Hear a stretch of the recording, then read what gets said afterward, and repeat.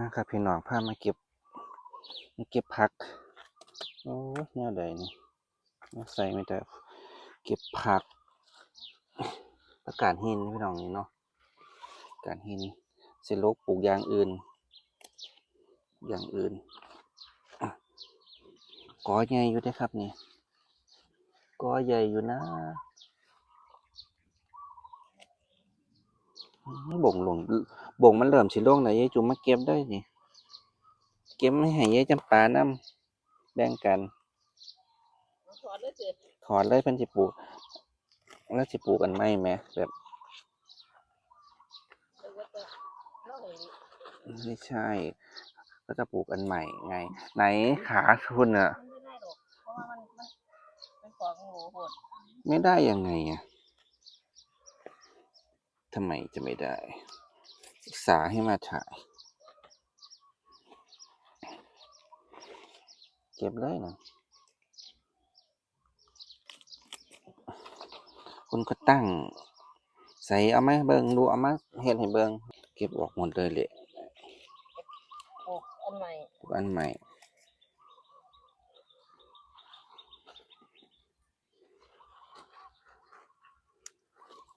เพิ่นก็คั่นแล้วเด้บางทีมาพลอยดีอยู่เด้คั่น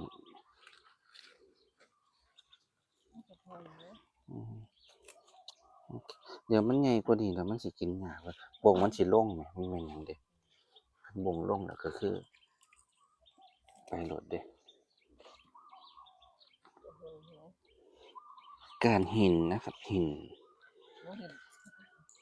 กินกับปลาแดกบองแซ่บป่นปลาแดกบองดองแม่นเนาะคั่นส้ม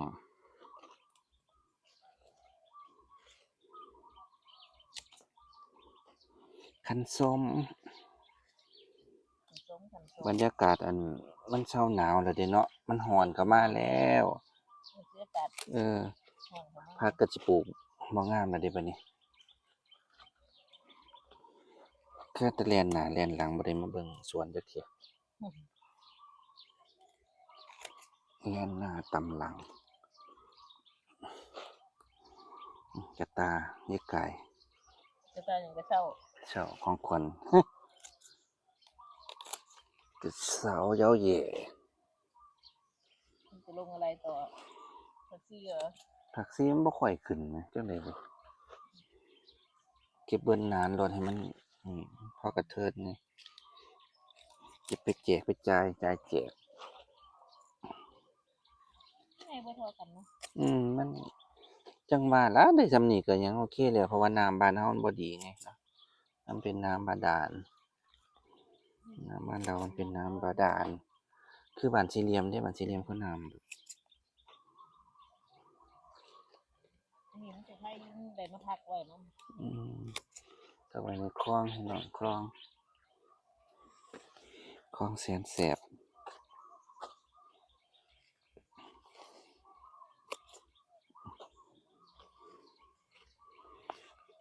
ติอันนี้กอใหญ่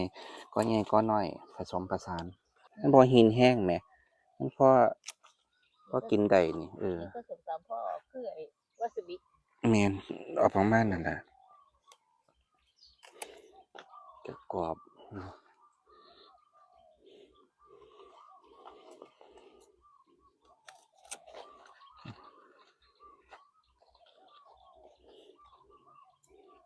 ใบเลี้ยงเดี่ยวแดดออกแล้วพี่น้องนี่จักโมงล่ะ9 โมงไปแล้วเนาะ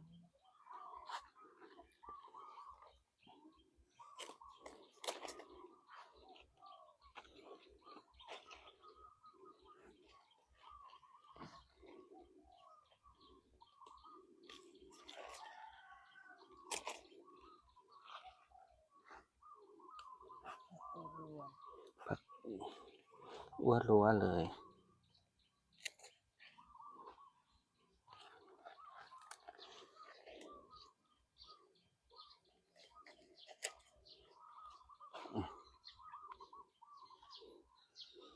เจ้าก็ไป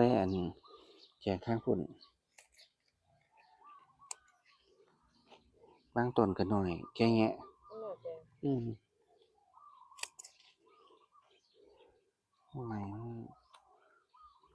บอกให้ซักผ้ามันแล้วย้อนบ่บุ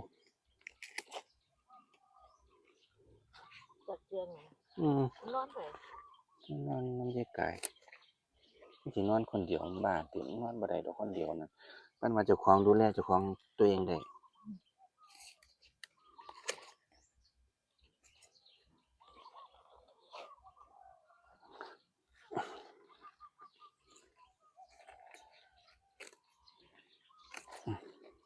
คนคนนี้ เออ สวยมากเลย มันหานั่งต้นกันน้อยๆอยู่นี่พี่น้องเอ้ยนี่เนาะมันบ่ทันกัน บ่เดินก็สิเริ่มสิลงแล้วสิ อืมอันบงเดี๋ยวนี้พี่อะบัดนี้คนไว้ดนนี่คือบงแสบบงเลยแหละ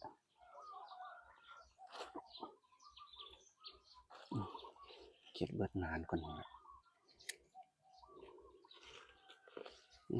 วันนี้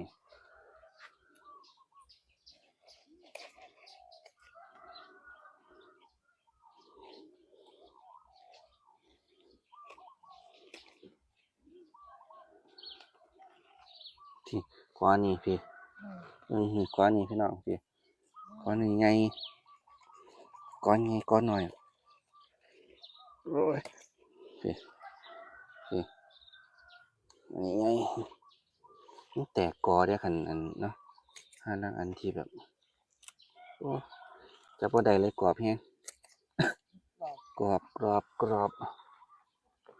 โอ้ดิบ่งกำลังสิเหลื่อมลงนะพี่น้องบ่งเพียโอ้จำแฮงก็บ่ได้กรอบแฮงก็ไม่ได้กรอบกรุบกรอบ เออ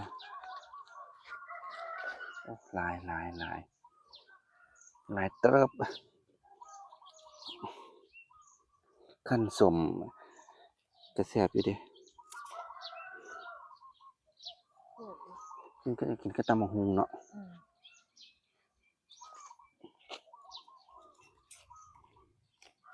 ได้กินบ่มื้อคืนสิเอาไปกินมันหนึ่งมันกำลัง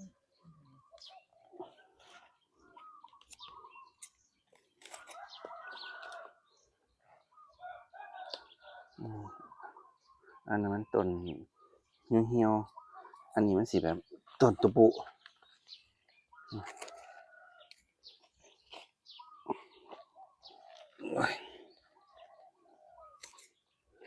ต้นตุปุติปิ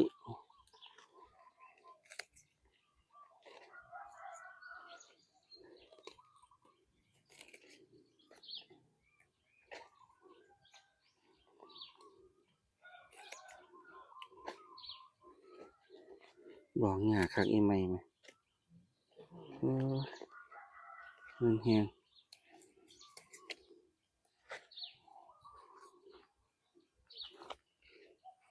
บ่อยู่ก็บ่ได้เอามาฟังดอกคันเอกาอยู่เอาบ่อยู่เที่ยงคืนให้จะไม่ออกมัน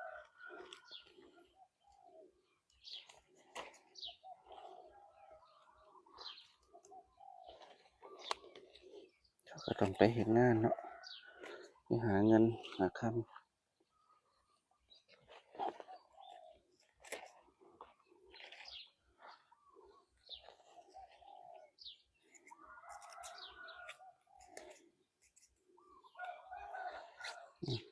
ย่างเบิดแล้ว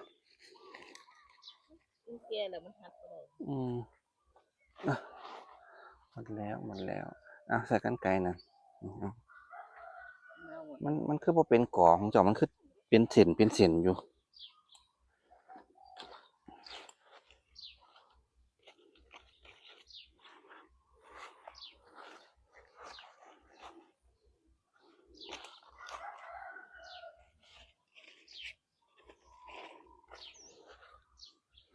เอาพี่น้องเรียนก็สิเอาไปล้างแล่นผ่านน้ำก่อนจักบาทจักเขาไปแจกเพิ่นบ้านเนาะครับเนาะเรียนแล้วจังได๋ก็ฝากรับชมฝากติดตามกดไลค์กดแชร์ด้วยครับขอบคุณครับสวัสดีครับ